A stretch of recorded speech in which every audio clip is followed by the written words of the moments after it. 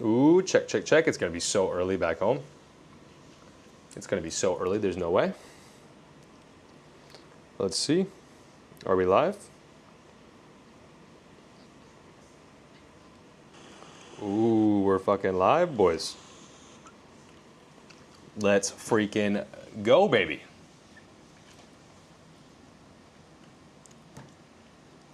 Give this a second to pop up. Woo-hoo-hoo. Ignore the mess behind me. Let's see. Switch to screen share. Make sure this is working. GM boys.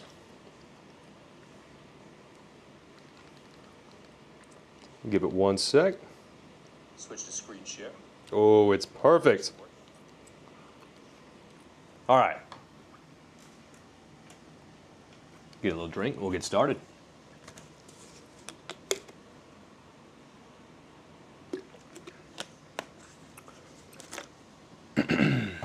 All right, guys, so as you've noticed, APRs have been dropping across the board. And there's a lot of people who, they're going to do the worst thing at the worst time possible. They're going to rebalance, they're going to go tighter, they're going to change their ranges. And that's oftentimes the worst thing that you can do for your portfolio. So today I'm going to give a little presentation of just exactly why that is so bad. And I wrote here 2 to 4%. That's going to be the example throughout. But even something like a 10% wide range is way too tight. Back when I started, I remember working at the car dealership, right? I was running ranges like 12 to 14% wide on ETHUSDC. And they were printing crazy numbers. But that in hindsight, it was the exact wrong thing to do. Yo, the Monad pool gives me a bunch of warnings saying it's a scam in my Rabby wallets. What are you trying to enter into exactly? What is the actual pool? And if you're trying to enter with an asset that is not Monad, that's probably why. So we'll get to that in just a second. No worries here at all. But again, today what I want to talk about is just long-term strategies with your ranges and exactly why you shouldn't be going tight. You should always go wider than you think. Do let me know which pool you're entering and what asset you're trying to send, because that's going to tell me how I can help you. Without that information, I won't be able to give you the proper answer. What percentage do you put into pools? I put my borrowed capital into pools. So say I have 100 grand of Bitcoin and I'm borrowing 40%, I would then put $40,000 into liquidity pools. I am not going in directly most of the time. But Proxmo server, let me know the position and what token you're going to send through VFATs. Because usually the issue with Rabby Wallet is it will give you a warning if you're trying to, say it's an ETHUSDC. If you try to send ETH into the pool, it's going to give you a warning. So you want to use the native asset. You want to be sending Monad itself into the pool, even though it's an ETHUSDC pool. So no worries. Boys, let's dig into this. Again, tight ranges, they're going to destroy you. You want to have a set and forget wide range strategy, and it's going to outperform the long term every single freaking time. So here we go. The biggest mistake, tight ranges. Why chasing high APRs with the narrow liquidity bands, 2 to 4%, 10%, 15% wide, it's so destructive to your portfolio, okay? The tight ranges are a trap. You start making a juicy APR. It's so seductive to see 400% APR. And then people, they do often ask, like, why can't I just rebalance on the way up? Why can't I just set a range here, set a range here, here, here, here, and just keep stacking a new range on the way up? And the reason really is because you're doing the worst thing at the worst time, which we'll break down here in a slide or two. Let me take this comment real quick. ETHUSDC pool on the chin, VFAT as a test, multiple Monad USDC pools, I'll get the same warning. 3 days old. So here's the problem. I'll guarantee this is the problem. Go to VFAT with your wallet, try to open that position. But where it says token to send, instead of trying to send Ethereum or something, try to send a Monad to the pool. Rabby Wallet's really good at giving you a warning if anything's going weird, and I always tell my guys that they should send the native asset. So whatever asset says native. On Monad, it'll be Monad. On Basechain, it will be Ethereum. On Avalanche, it'll be AVAX. Make sure you're actually using that native coin. Are you planning to do a dedicated video for borrowing? I believe I've done it multiple times, but yes, I'm gonna actually drop some of the mastermind footage from last weekend out in Koh Samui. I'm gonna drop that here soon, so that's gonna be available for you guys as well, which is gonna be more of a broad, in-depth presentation, kind of like this, you know, the nice slides and everything like that as well. Really in-depth, and I'll be making more and more videos on that as well. So definitely those will keep coming. It's my favorite strategy. I've been talking about it for a long time, and I'm glad people are starting to finally jump on board, especially when the market's at such a high yield opportunity. Yeah, bro, do it now while the live stream's going so you can get back to me if it still pops the same thing. So just do it right now real quick, and then just let me know if that works. So here's the problem. When you have too tight of ranges, they show you those magical APRs where you're like, wow, I need $2,000 to get rich. But as we know, first off, you're probably not going to be in range that long. 2 to 4% wide. As we've seen all the chop lately in the market, you're not even on ETH or Bitcoin. You're not staying in there. It's been going to 67, down to 63, back up to 70, back down to 64. It's just chopping all over the place. You're not going to stay in range. But here's where the real danger is. You make no upside. Say you had a 4% wide range. Price goes up 2%.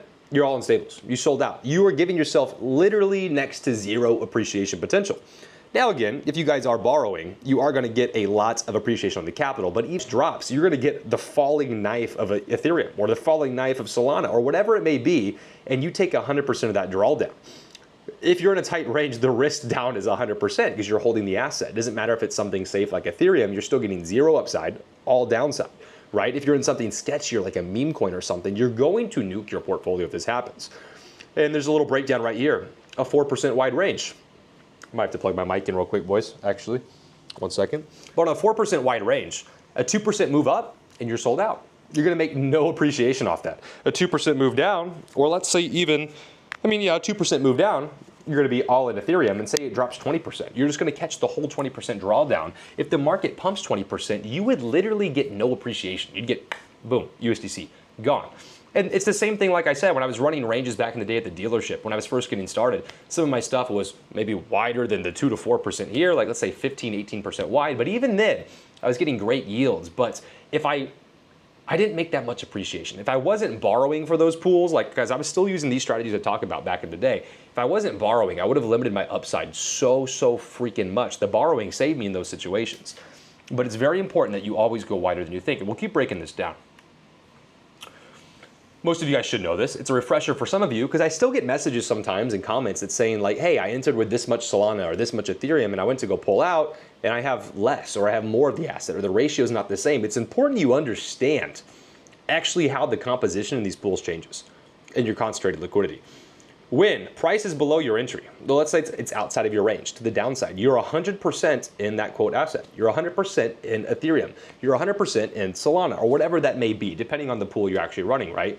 So if you're in ETH USDC, if the price goes below your range, you're going to slowly work your way towards, and once it's below, you'll have 100% Ethereum holdings. So you get the full drawdown exposure, which is why we don't want to go tight, because let's say the price pumps up, 100% stablecoins. If you're too tight, you literally have a 100% negative possibility. If the market draws down, you're going to get nuked to the downside, which if you were already just holding spot assets, again, you would still experience this. But if the price goes up, you would then get no appreciation. The ideal state is to stay somewhere in the middle in a sweet spot for as long as possible. The wider your range, the more you'll be in a sweet spot where one, you're earning fees because you're not earning fees in either of these, but you still want to, like if you believe in an asset like Ethereum, you want to hold that as long as you can to the upside. You do actually want to make price exposure while you are generating yield the whole time. And again, impermanent loss, the wider your range, the less impermanent loss you are actually going to have. But if you're borrowing from collateral, like I talk about, and like the videos that you want, wow, that fixed it. Thank you so much, man. Of course, bro. DeFi God. Any problem you have, I can fix without even seeing your screen. You send me a screenshot, even better. If you can just tell me something like that, bro, I promise you, I've seen it all. I know how to get past it. And it's probably would have been okay. If you would have deposited with Ethereum or whatever, it probably would have been okay, bro. But like for my guys in the 10K fast track, I just don't want to take that risk. With it saying exactly, I mean, you saw it where it's like, hey, trust score low, contract made 3 days ago. I don't want there to be any risk. So I'd rather you guys just have the native asset of the blockchain and enter it with that, which can be a little confusing for some people at first, but it definitely better safe than sorry, especially some of the guys are larger net worth clients, right? It's not worth depositing and then losing your funds. So I'd rather just enter with a native asset. When you withdraw, you can withdraw on whatever you want, just fine. Anyways, where was I? Wide ranges, making yield, go wider than you think every single time. A wider range means the conversion happens slower. more gradual, and you get more upside. So especially if you're borrowing from collateral, you'll get 100% appreciation on that collateral. And then what you borrow, the wider you go, the more you get to double dip on appreciation, and then you're also earning fees. And it's almost never worth sacrificing appreciation just to get a higher APR. It's just not worth it. Here's the trap. This is why I'm always saying, when you rebalance, you are usually doing the worst thing at the worst time. It's always the worst thing to do. 9 times out of 10, not always, but it's usually the worst thing to do. When your price goes out to the upside, excuse me. Good morning, GM, Cole. When your price goes out to the upside, 100% stable coins. So what fundamentally is happening if you rebalance, because if you rebalance and open a new range, you're buying the actual asset, the asset you sold out of, let's say Ethereum. You're buying it back at a higher price than you sold it. So fundamentally, you are buying ETH down here, you sold it, and now you're buying it back up here. As we just know, basic market fundamentals, you want to be buying low and selling high, not buying low, selling medium, and buying back higher. We don't want to do that, right? It just sounds silly. We wouldn't want to do that. The downside, the opposite is true. When the price is dropping, you get converted into Ethereum. And then at some point, you're 100% ETH. If you rebalance a new range lower, you are selling your ETH that you DCA'd into at X price, you're now selling a percentage of it to USDC.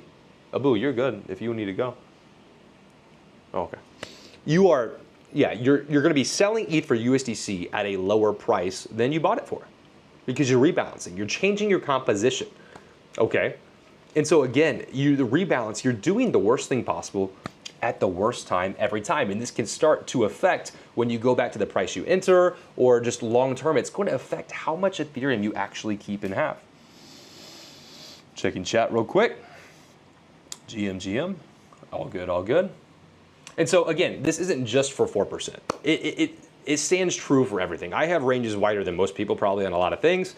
Most people, they try to chase that APR and it's not good. The tighter you go, you're not gonna stay in range, number one, so you're losing freaking yield because you're not gonna stay in range, and you guarantee losses every time you change your range. You're usually doing the worst thing at the worst time. You want to go wide. You want to go on the daily chart, maybe even the weekly chart if you can, and set those nice highs and lows where you would be fine getting cashed out and then holding that USDC for a rainy day when the market crashes like it has the last couple months. The opposite is true to the downside, to where if you get DCA'd in all the way into Ethereum, let's say, you're okay holding that. You've DCA'd in at a nice point and you could sit on your hands and do nothing and it's gonna be okay. It's gonna be okay. This is why I like one-sided pools, I earn yield and trade the market. Exactly. Real examples. All right. Wide ranges. You can set them and you can forget them. This is just an example, right? Not real numbers, 2,700 to 4,100, current range, current price, $3,400, right? This is just an example, right? You're gonna make less APR per day, but you're actually gonna stay in range for months at a time. Weeks at a time, months at a time, maybe even years at a time, depending on what your range actually is. And so you're going to make more money in fees long term. It's going to be consistent. You don't have to worry about it. You can come to Thailand, you're still printing fees. You can get deployed in the military, you're still making fees. You can go home for the holidays, you're still making fees. You can go to work, you're still making fees. It's all about money in every single day. And your Ethereum, you would slowly get converted out, right? But you're gonna be making appreciation all the way up to 4,100, whereas if you went too tight, if you were trying to play the market, like let's say in this example, 2,700 to like 3,000, it's like you're not going to make any appreciation except for the couple days that you're actually just making good fees, right? It's not a good gamble. That's not the right side of the gambit to be on. You want to make appreciation in the pool as well. You want consistent fees so you can build a business around this, so you can design your life around the liquidity pool income, and low maintenance for me is a must. Maybe some guys do want to be more active, but for me it's like, guys, I don't want to have to be looking at it every day. When the APRs dropped the last couple of days, I didn't even realize it first, so I had guys ask me why everything dropped. I didn't realize, because I'm not checking every single day. I'm not checking like that. I'm very, very hands-off. If you're going tight, you have to be hands-on. You have to manage this because it's crazy. So Sol USDC, 129 to 145, 132. Out of range in 24 hours. We've seen the market go chung, chung, chung, chung. Absolutely insane, back and forth. There's no way you stay in range. So even though it's saying 150% that you might make, you're not gonna make that because you're gonna be out of range in a day, out of range in 2 or 3 days. And you get no appreciation. This is not a good long long-term position. And again, when you rebalance, you're just going to be doing the worst thing at the worst time. It's never a good thing. Smart Frog, it says message restricted. So I didn't see anything bad in that, but it did remove your comment. So I don't know why. Thanks for all the free value. You've taken my crypto to the next level. Much appreciated. Of course, man. Of course. Just want to give as much value as possible and help you guys do the right things. Because, I mean, especially the lending stuff, I'm glad it's finally catching on to the people. I've been talking about this a while, especially inside the 10K Fast Track, which that link again is down below. But I've been talking about it for so long, even to like Jake, and he's just now doing it. He finally is getting it though and using the strategies. It's the best thing you can do, especially at lows right now. Because at these attractive lows, I want to be buying these assets, borrow against them, then throw that into pools. That way when the market, say the market does just pump to the upside like crazy, you're gonna get that beautiful double dip. Because if you were all in pools, the problem is at some point the game ends.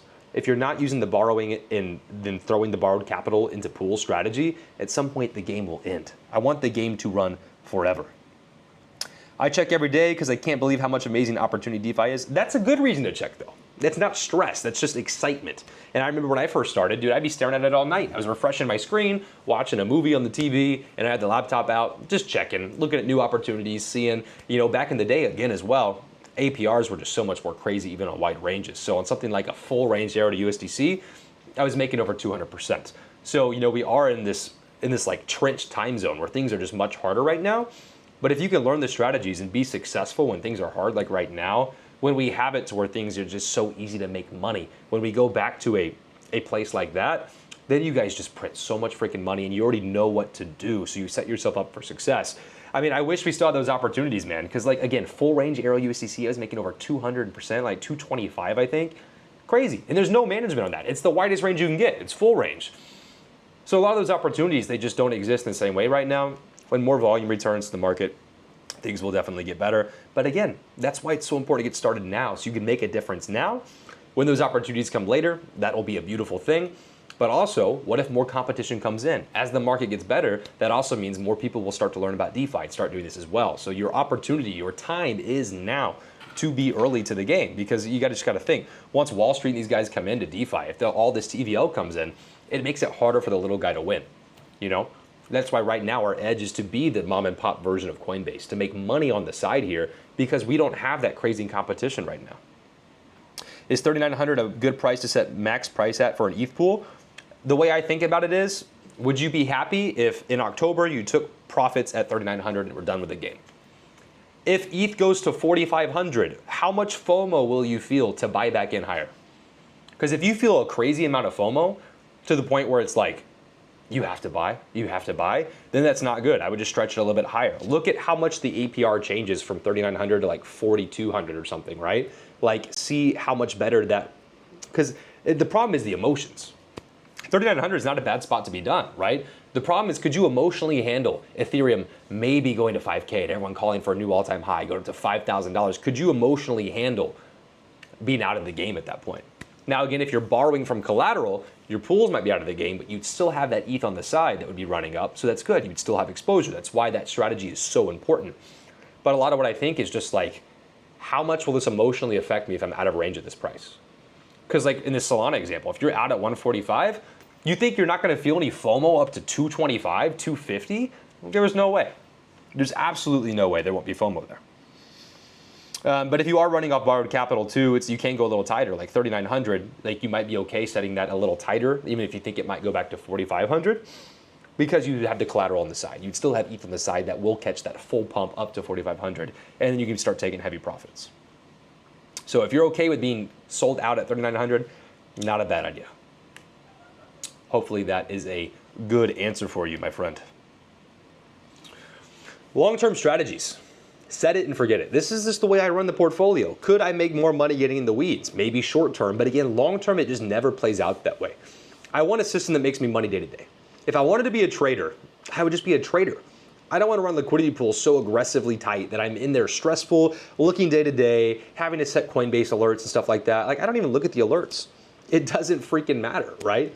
I set things wide to where it's like when Bitcoin's at 69 last night and it was at 62 in the morning, that doesn't affect my life. You know what I'm saying? It's like, because I have wide ranges to where Bitcoin can go back to whatever, and I'm good. Ethereum can go back to 4K, and I'm still in the game. Ethereum can go down to 1,600. I'm still in the game, covering all bases. How can you give all this out for free? Thanks, bro. I mean, the information's free, right? Obviously, I have a coaching program where you can join the 10K Fast Track, and my goal is to give as much value as possible there and give you those one-on-one results. But the information's free. We live in an age of information where you can just Google, find this stuff. You can come to my channel and find this stuff. What I really offer on the inside, I'm not making you guys pay for the information. The information is all organized very neatly and collectively inside the 10K Fast Track and stuff too, so you can find what it is you want. But what you're paying for in that mentorship is that mentorship, the discernment, the knowing what to do for your situation to where it takes that stress away, where you can have someone just tell you, like, this is what you need to do. There's guys that wanted to borrow too much money on Solana. We talked at the mastermind, one of our guys, Connor, where he was gonna pull out a loan for like 50, 60% on Solana, something like way too much, right? And I had him back it down to like 25, 30%. And then Solana is now in the 80s, and that saved his ass. He would have got liquidated, right? And it saved his ass. And so at the mastermind, a lot of just in-person coaching on that as well. So it's like, hey man, I'm glad we really did that. Now here's how we play this game into the future, right? To where he's taking his fees he's earning now and he's aggressively pumping those back into Sol to increase his LTVs to get it healthy while we're at these lows, right? In case we drop more, he's gonna be safe. But my point is when you're inside the 10K Fast Track, again, it's just that discernment to know for your situation, someone that's doing it every day. I have 150 guys inside I'm helping do it. I mean, I'm helping Jake do it too. You know, he has the benefit of having me over his shoulder, so when he wants to pull these loans out and start lending collateral and stuff, I'm right there to help him, you know? And it just makes it easy to have like your big brother there to be like, nah, do this. No, don't do that. Do this. It's like Proximo up there earlier when he's like, it says it's a scam. What's wrong? And immediately I'm just like, yeah, use Monad. Don't use ETH. And he said, oh, that fixed it. It's just to make it just freaking go. The gas station does fuel the liquidity pools, Ryan. You have to be gassed up. High octane fuel. I don't have a big enough portfolio to join, but hopefully will do soon. And that's the thing, bro. I plan to give you all the value here on the channel, right? So where it's like you wouldn't need to. It's something that some guys, they have a big enough portfolio and they don't even really need me as well, but they, again, just want that person in their corner. They want the relationship. They want someone that can help them when they may need it, and they just want someone that's doing it. So some guys just want someone to make them feel better and know they're doing the right thing, where I can just give them the thumbs up. This portfolio looks good. You're doing the right things. Here's how we go. So there's all kinds of reasons people want to join, but at the end of the day, it's just to get that actual just hands-on, like I have my hands on there with you through your laptop looking, I'm not like controlling your computer. That sounded weird. But to just tell you that you're doing the right things and they send you in the right direction and to keep you growing. There's guys that join that already have pools. They want to dive deeper into the equity game, borrowing and running pools that way. There's guys that just want to, optimize their portfolio, and there's guys that have never had a Rabby wallet that join, and I'm teaching them how to use hot wallets. So everyone's at a different place, and my specialty is just meeting you where you're actually at to then give you the value to get to the next step and the next step and the next step. And it's lifetime memberships too. It's like I'm good at what I do, so it's just, I don't have a problem with lifetime service because a lot of the guys, once I get them going, they don't need me anymore. And they just come back once in a blue moon to be like, hey, I bought a sauna with my fees, or hey, I bought a car, or hey, this and that. When's the next mastermind type thing? So it's just, everyone's got a different situation. I'm really good at meeting people where they're at and getting the results that they want. Can you talk me out of getting a 5K loan from the bank to put into pools, please? I mean, so here's the thing, 5K loan from the bank. First off, what's the interest rate? What's your collateral? Is it just like a random loan, like a personal loan? That's gonna be a high interest. Do you already have crypto? Because if you already have a good amount of Bitcoin and stuff, you can permissionlessly borrow a safe amount from the actual Bitcoin. If you were getting a loan to put into crypto, I wouldn't even put that directly into pools, to be honest with you. I would put that into Bitcoin, put that into Ethereum or something, and then borrow from that asset on the blockchain and run just a small pool with that. And you can use that to cash flow the loan. The nice thing about DeFi when you're borrowing is there's no payment schedule. So I'm at we have like 4% interest loans right now, and there's no payment schedule. So I don't have to make monthly payments, anything like that. It just grows at 4% a year. And I'm pretty sure most of us would agree, one, Bitcoin's likely to beat that, but number two, your pools are beating that. Even right now when the APRs look low, apparently the last 3 days, looks like if you have a 40% pool, you're still making that back the first month. Interest is about 1% or less, but repayment 10% a month. If interest is 1%, that's just free fucking money, bro. So it's hard to not want to do that. You're basically just getting an advance on buying like crypto. I mean, again, I would probably, I mean, it's a good question.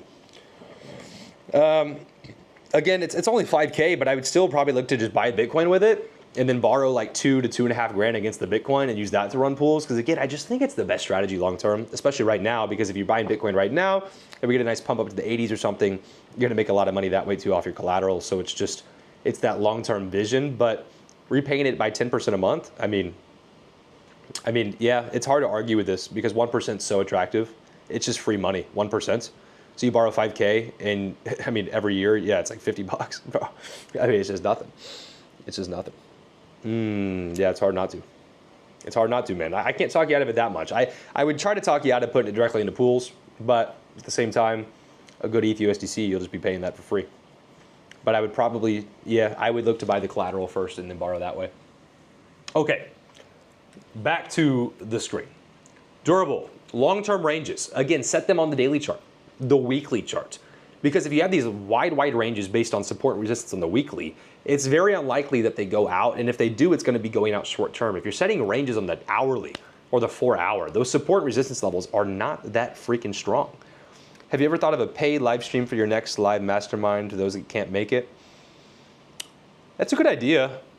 But I plan to drop it for free, like soon. I have it recorded. I just filmed a little intro for it earlier on the roof of this skyscraper here in Thailand, just to like drop a little value beforehand. I just plan to drop it, you know, because again, what the guys are paying for is that experience to be hands-on and get that relationship with us. And then after that video ends, it's like that live help one-on-one where I'm helping these guys actually do in person. So that's not in the video, right? But you get to have your questions answered. Not to mention, like, these guys were with us for 4 days. It's 4 days of anytime a question comes to mind, it's just like over dinner, I'm answering, you know? A lot of side chats and stuff too. So I wouldn't make the live stream paid. I mean, it's not a bad idea, to be honest, but it's like, I mean, what am I gonna charge somebody, you know, for a fucking live? I'll just drop it, you know, a couple weeks later as a video. And I mean, I don't need to charge people, like, because what am I gonna charge them? Let's say a couple $100, let's say it's $500. It's like, it's not gonna change my life. It's just gonna make it harder for people to get the information. You would just be paying for early access because I plan to drop it anyways, you know? Because what the guys that are there are getting is like that actual support, which also the guys inside the 10K Fast Track just get digitally as well. So I'd rather people just watch the stream, like it, and then join the 10K Fast Track, you know? At what big of a portfolio does the borrowing and lending stuff make sense? With a smaller portfolio of like 3K, would it even make sense to do the borrowing and lending stuff? I mean, to me, it still makes sense. It's just your results number-wise won't look crazy impressive, but it's like, okay, let's say you were a trader and you had $100 and you're hitting a 10% trade every day. Or say you make 10% a month off $100. You're still growing your portfolio at 10% a month. It's just that nominally, in terms of numbers, it's not that impressive, right? Because you go to your job and make more money. So it's not that it doesn't make sense. It's just that it's not going to be something where you're just going to leave your job with 3K, right? Like, hopefully we could both agree with that. But it doesn't mean you shouldn't do it. I think you should learn to do it. You know, you get 3K. I don't know what you hold. Say it's a blend of Bitcoin and Ethereum. You lend it out. You could borrow $1,000 to run your first pool. You should test the pool smaller first, learn it, set a wide range. You'll make fuck all money, right? You have $1,000, you'll make, you know, let's say on most you make a perfect 10% that month, you make $100. It's still $100. There's a time in my life when $100 would have, I mean, that's life changing, you know, back in the day, right? So it's not that it doesn't make sense. It's just that you'll also make more money just going and working. So the whole goal of the pools is to help give you the freedom to do what you want. So you can have the pool running, making money for you every day while you go work a second job. That was one of the biggest things that helped me at the beginning, get more money. I was selling cars during the day and I was working the bar at night. It was able to help me just scale how much money I was making because it's an income problem, right? The problem with DeFi is that to make it a good income, you still have to have previously earned income as assets, okay?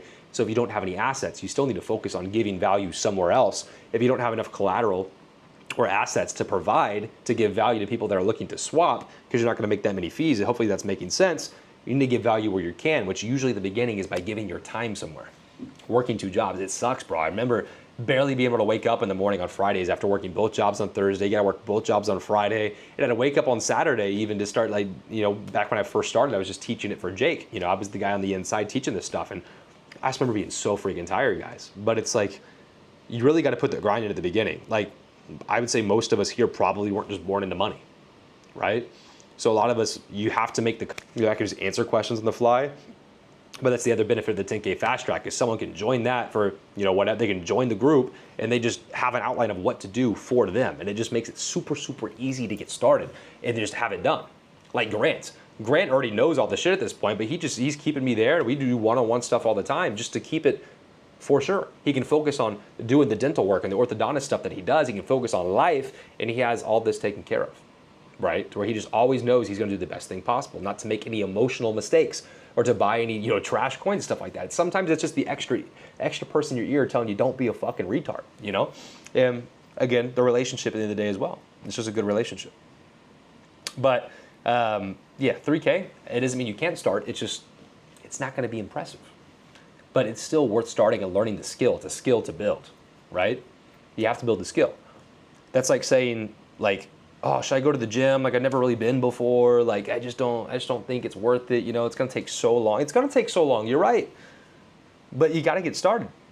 And then as you see what to do, you can see the game plan. You can see where you can go, and then it gets exciting, and then you start to go all in, and then it motivates you to do more. You start eating right. You start working more, maybe to buy more supplements. It's the same game. You start seeing the pools working. You start seeing the strategy. You see what it could do for you, and then it clicks that, oh man, I really need to get more money, more capital. Then you pick up that second job, just get more money to do this at scale, and then it all just compounds, because it's not just about just making a bunch of money. It's who you become to make that much money. Because if I was still in my old habits like back in the day, I wouldn't have all this money. I wouldn't be here right now. I'd still be a fucking degenerate retard. Like, let's be real. I still would. It's about who you become, because you have to become the right person to do the right things. You have to become the right person that's worthy of that money. I think I have a video coming out soon, if not already, where it's talking about like if you are down in money, it's just short term. But if it's long term, it's because you're fucking retarded, essentially, because you're not doing the right things, guys. You need to be in the quality assets. It doesn't mean that you can't have some alts and speculative plays as well if it's a good percentage of your portfolio. But you gotta be worth the money.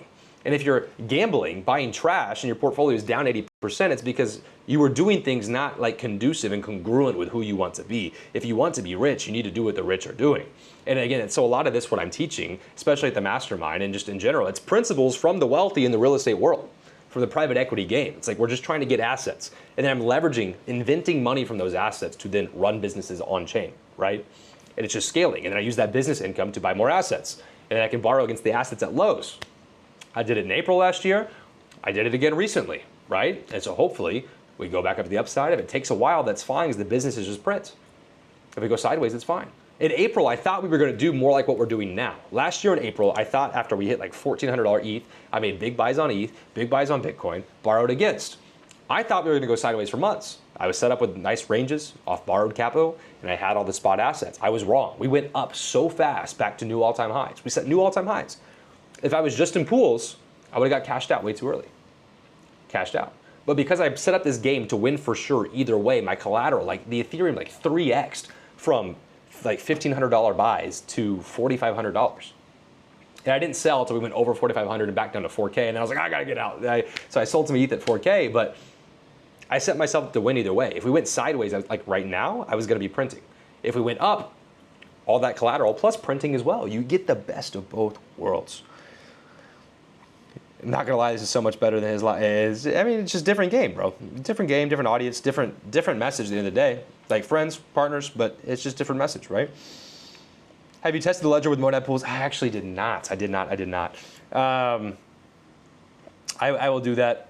It's just my ledger. I haven't needed to run those. I just always use this Rabby wallet itself. So that's another thing. Oh God, I'm not even getting through this slide. It's like Ledger. Okay, listen, because I use them too, right? For like long-term storage, I use like a Trezor, Ledger, stuff like that. It's not that much safer than your other wallets, because usually when you get rugged, because I've seen even clients get rugged, where they like literally, they're so stupid. Like they go to Discord, ask for help on Discord, a random bot slides in their DMs and says, hey, I can help you, just put your seed phrase here. And I literally have a screenshot of this person saying, oh, I know I'm not supposed to send you my seed phrase, but here it is, types out all the fucking words, and their money's gone. Like $80,000. And the number one thing I tell everyone is don't give your seed phrase away, right?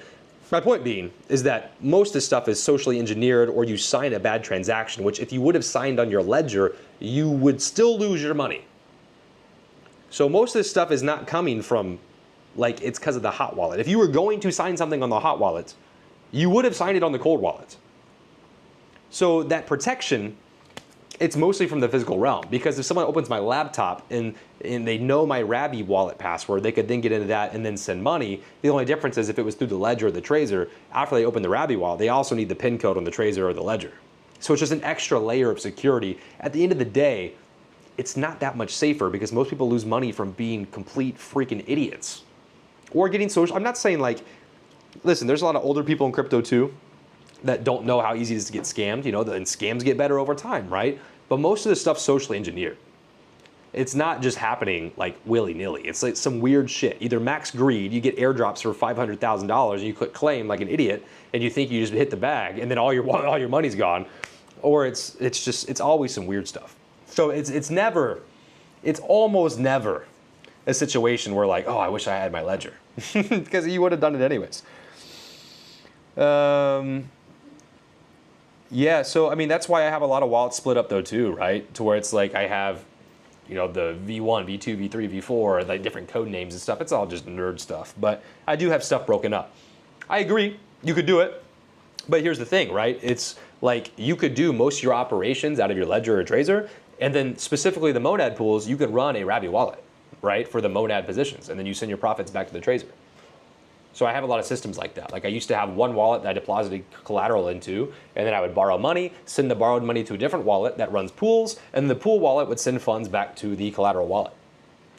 It doesn't have to be like an all-in-one thing. You can definitely systemize and change things around. You give so much value, man. Thank you. On VFAT, is it best to put your funds on a farm or a pool? If I have 1,000 for ETH USD, whatever's paying better at the end of the day. So at the end of the day, the difference is farms are incentivized, pools are direct fees. So it really, especially using VFAT, it's not gonna matter too much. The only thing is with farms, you're getting paid in a reward token. So with those, you might wanna claim more frequently, because say you're earning Aerodrome, like Aero token, or say you're earning Black Hole token, or PancakeSwap, you're earning the Cake token. If you don't want exposure to that, you would wanna swap out more frequently into something else. So it just kind of depends on whereas the pool, you'd be earning the two assets themselves. But VFAT, if you're claiming like once a week, I mean, it's not gonna be that big of a difference. You just claim into what you want. What's the max you'd have on each wallet? I mean, it's relative, bro. I mean, I guess I would never put 100% in one wallet, right? Even if that's Trezor or Ledger, like it's not all 100%. I have stuff split throughout. You can kind of set that up for you to where it's like, maybe you want 25, 25, 25, 25%. Maybe you want a 30, 30, 30, right? So don't overthink it. Don't overcomplicate it. I think it's really scary when you start, just because, like, surely we all can relate. The first time you sent Bitcoin from like the exchange to, let's say, your first wallet, was that not terrifying? I know I was like, why is it not here? It's been 30 minutes. Like, you feel like you don't really know how to check the block scanner yet and stuff. It feels so weird.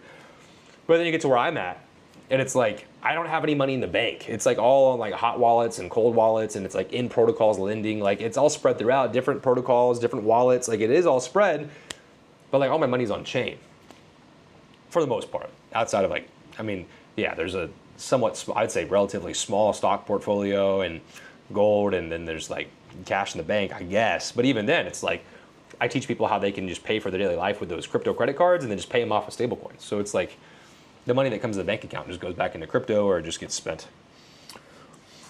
God, this trip was so expensive, guys. You don't even understand. So they said Thailand's cheap, and I've spent more money than I've ever spent in my fucking life. Select durable ranges. We talked about this. Again, time in range over the high APRs. You want to be catching appreciation and be in range printing money for as long as possible. Always go wider than you think. If you're thinking you want this, go wider. At the end of the day, because most of you guys, I have people tell me, I get DMs, and they're like, oh yeah, it's pretty wide. I look at the screenshot and I zoom in. It says 12%. That is not wide. 12% is not wide. Let's just be clear. Wide is when I have like a pool from $1,700 ETH to like 4,000 something. That's a wide range. That's a wide range. Your 12% position is not wide. You're being greedy. What crypto debit cards do you use? I technically have the Coinbase debit card, but I don't think they offer it anymore. I have the Coinbase Amex, which is a credit card, and I have the Gemini card, which is also a credit card, but you can pay your statement with stablecoins. If you are a bad person with debt, do not get these. But if you pay off your debt in full every month like me, it's nice because you can earn up to like 4% back in Bitcoin all the time. So it's like my car, I'm gonna have my Corvette guys back when I get home. Finally, it's been like 3 months, right? It's back.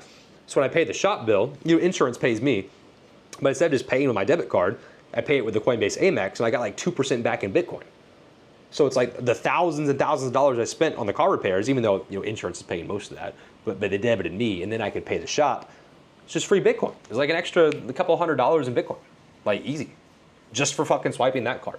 Just make sure you pay it back, otherwise you're not winning because you're gonna pay 30%. Focus. This is important as well. Let's log back in. Diversification and focus. Sometimes you might see, because of me helping manage multiple clients, I do have lots of little test positions. But you shouldn't have 100 tiny pools. You should have 3 to 8 main positions. Okay? Meaningful positions with, for you, a meaningful amount of capital. 2 to 4K each, maybe 10K each, 5K each. It's different for everyone what that actually means.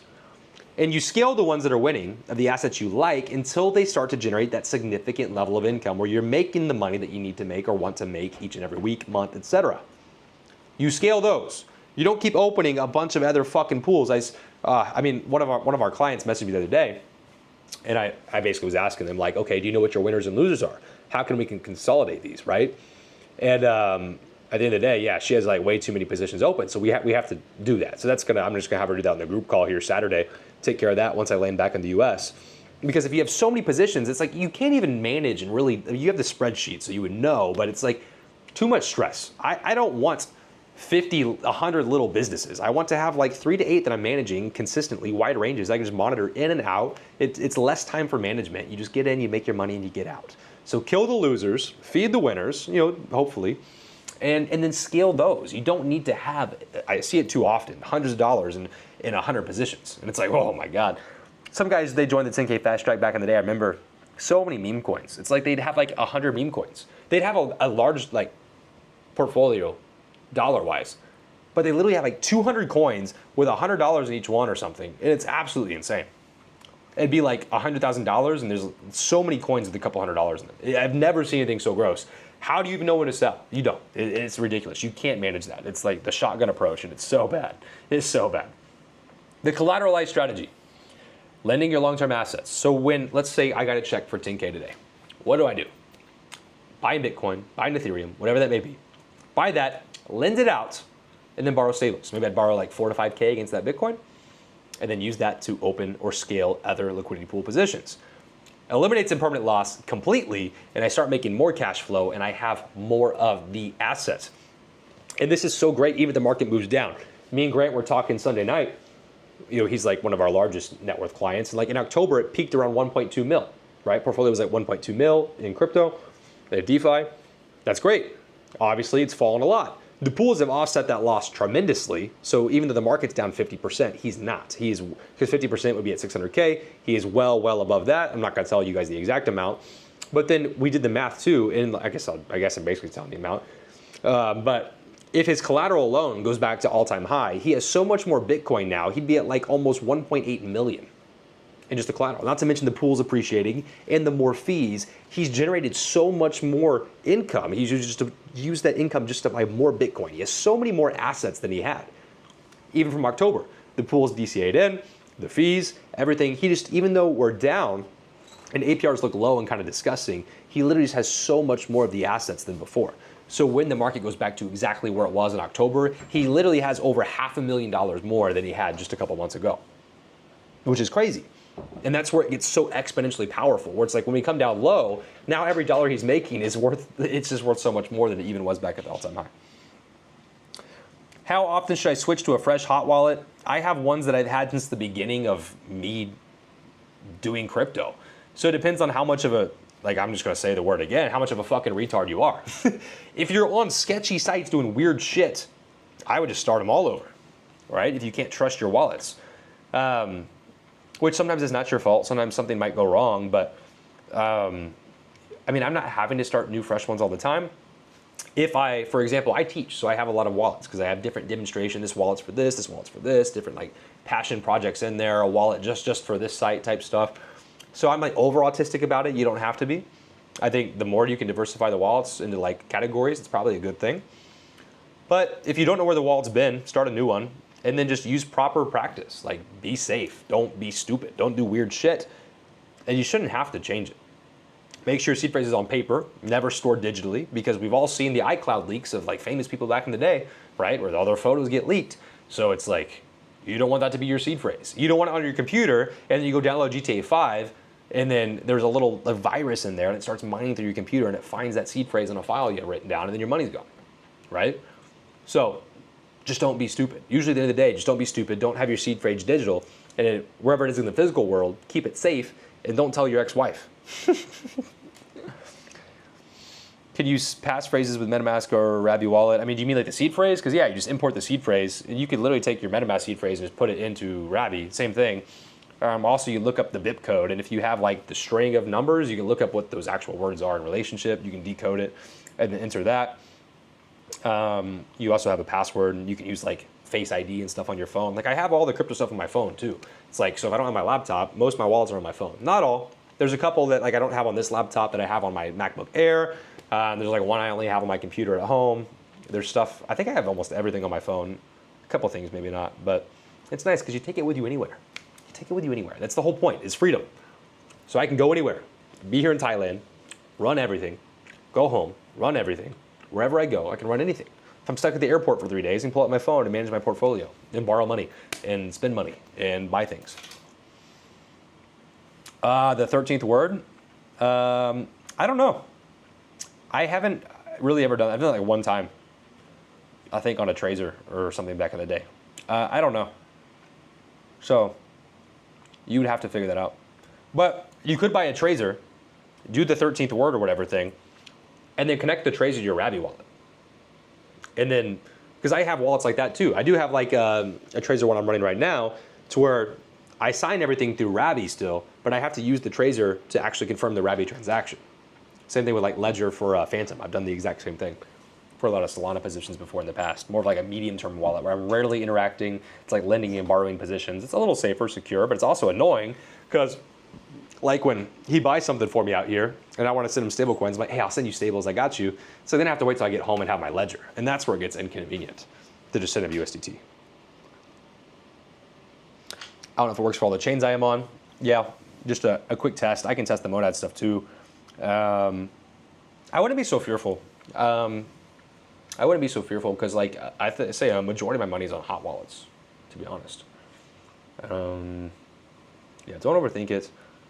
Monad's new, so it's possible it's not supported yet, but you could have that one wallet again just for the Rabby stuff, type stuff. Where are we at? Discipline over FOMO. Avoid the panic rebalancing. Again, that's why he asked, should I set it at 3,900? Will you FOMO if it goes over? Okay, you have to think about this. If your price exits the range, wait. Often price reverts, or you can take profit if it's at 3,900. Just be happy taking your money and using that for something else, or arbitraging the dip, waiting for the market to fall. Use it on something, like use the profits from the pools and use that for something in real life. Go on a trip, buy more Bitcoin, buy something, buy gold, buy stocks. Do something for your life. Have that vision board to know what to do, what you want to do. What is the goal of all this? Again, it's all about who you become and what you're trying to achieve in life. So if you don't have those questions answered, it's gonna be so much harder to like do the right thing, to take profit, to actually sell assets, to wait, to have patience to wait, to not FOMO. You have to be disciplined and become the person that's doing the right things. Know who you want to be and become that person today, literally. We're not traders. We're building a system that pays us for the next 10 years, the infinite game. Again, we'll be dropping more of this mastermind talk here in a couple weeks because I have a bunch of videos in the queue that I have to get out. Like I have videos from the old villa we were in, still have to get out. Target consistent monthly cash flow over trying to hit the jackpot in a day because you will get wrecked. So yeah, this is the last slide. Yeah, we'll hit this, then we'll go down comments. If the Monad chain goes down, are all the funds on Monad frozen? I mean, if the chain just went offline, I mean, yeah, probably. Same thing with if base chain went down, or Ethereum went down, or Solana went down, or Bitcoin goes down. I mean, it's that same game. So yeah, I see what you're saying, but at the same time, it's like, it's very unlikely. Very unlikely. Are you still farming in base or in Monad pools? Yeah, I had a grant opened up a different base chain one Sunday night. There's no problem with either one. It's just like which one's going to pay you better. When it comes to the content game, it's like, what do we want to talk about? Keep things simple. So there's no problem with either one. I would just look for what's going to pay you more for the same range. You know, compare like ETH USDC on X range on this blockchain, this blockchain, this blockchain, this blockchain, different pools, because oftentimes you'll find that the same exact business model, which would let's say be ETH at 2,700 to, or sorry, ETH at 1,700 to ETH at 4,200, take that and look at all the different street locations to run that business and see which one's going to actually pay you more, because it's going to be different. So just look, and sometimes it changes. Sometimes you run Monad for 3 months, base chain starts looking really good, maybe it's looking better right now, then you move the business. You just bridge it over, boom, withdrawal, bridge, open, run that for a couple months, and if Monad starts looking better again, withdrawal, bridge, Monad. You just got to make sure that the bridging fees aren't too much to offset. Boo, your fucking phone is ringing. He's praying outside. I'm gonna mute this shit. There we go. Do you use Mac or Windows? Right now it's Windows. I mean, so, right now it's Mac. Windows at home. I was always so like weird about getting into the Mac ecosystem, but now that I'm used to it, it's pretty damn nice. It's very easy with the iPhone. If you're plugged in the Apple ecosystem, it's just so easy. I would say that I think it's harder to do weird shit on Mac, iPhone, etc. So it's harder to lose your stuff. For example, there's a guy that somehow downloaded like a fake Phantom wallet or something on his Android phone, which it's like, that's just never gonna be a listing on Apple. They just don't have that stuff. It's like you only have the official stuff on the App Store from what I've seen. So I don't know how he downloaded a fake wallet like that, but it's something that exists on the Android ecosystem apparently. So just be safe. The Google Play Store is a little more Wild West, it sounds like. Okay, takeaways. I'll get back to these comments in a second. Takeaways. How to build a sustainable system without the burnouts.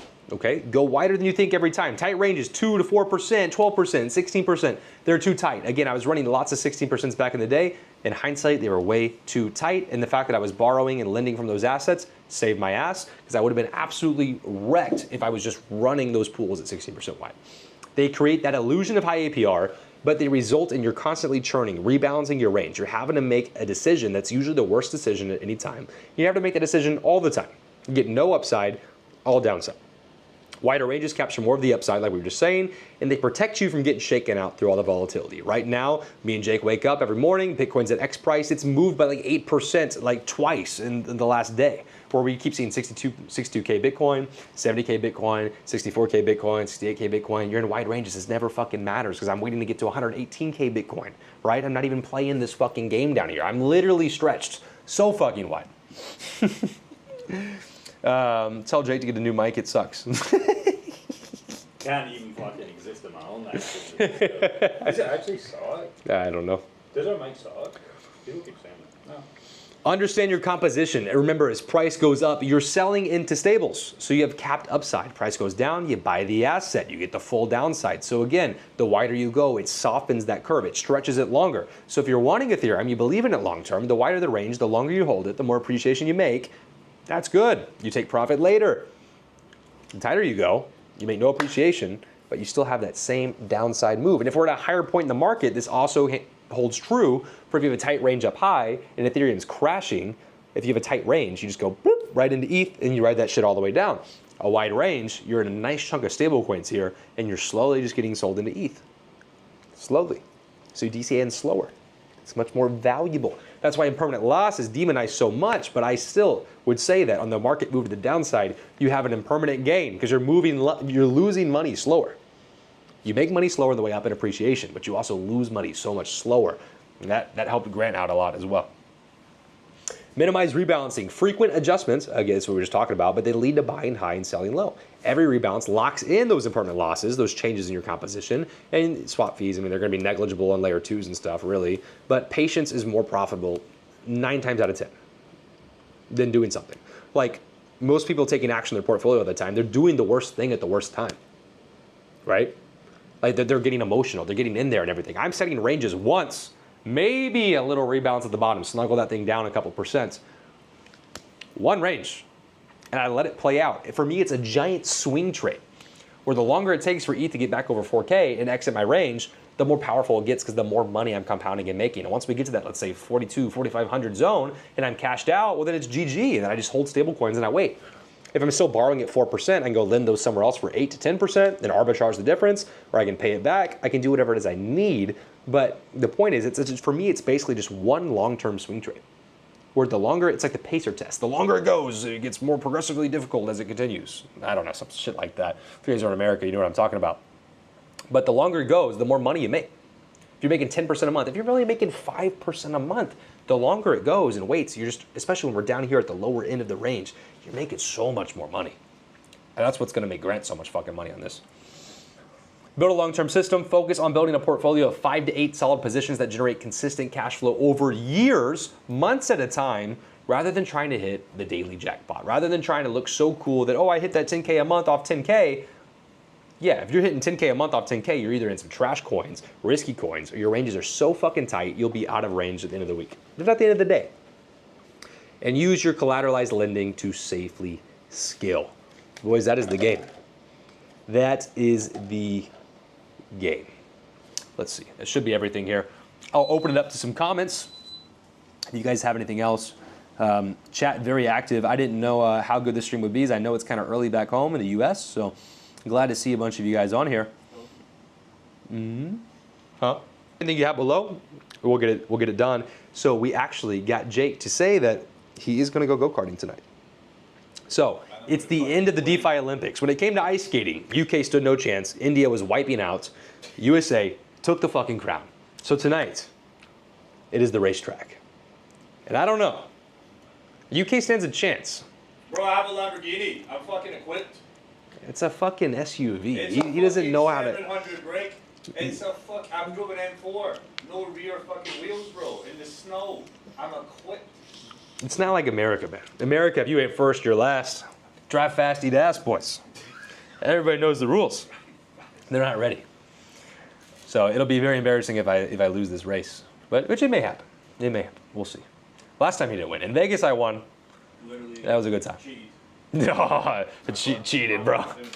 Hey, he's gonna get pit maneuvered in that wall, though. I'll tell you what. They say no bumping, but it's my last full day in Bangkok, so he's gonna get fucking bumped in that wall.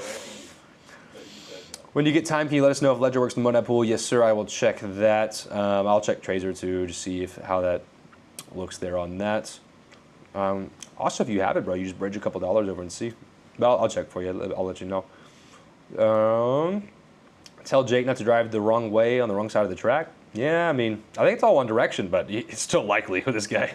Let me tell you what. Hey, you're paid to be on my set. Okay. I hope they're in a double cart. Imagine Jake and Abu in the double cart. Yeah, that sounds about right there. Mm-hmm. Yeah. No, it'll be fun. Too bad we don't have like a GoPro, so we could actually get footage of the race. Or some of those meta glasses, that'd be nice. We would break the Osmo. There's no chance. There's just no chance that thing comes. 17 viewers. Anybody have any questions before I log out for the day? I'm gonna go eat. Or I think we're gonna hit the restaurant we hit last night. Chicken Parmesan was way too freaking good. It was so good. And it's probably like one of the best meals this trip. Hit the racetrack, take a W, burn some rubber. For you, fly over the rail maybe. Little pit maneuver. I'm gonna send him back in the starting lane. You know where the go-karts start and you pull out? He's gonna go right back in there. He's gonna get sent right back in the fucking lane.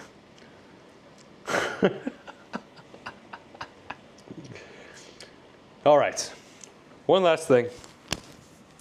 Jake said that he wanted to end the stream with a song. Jake said that he wanted to end the stream with a song. Yeah, we're not doing that shit. I'll see you, boys.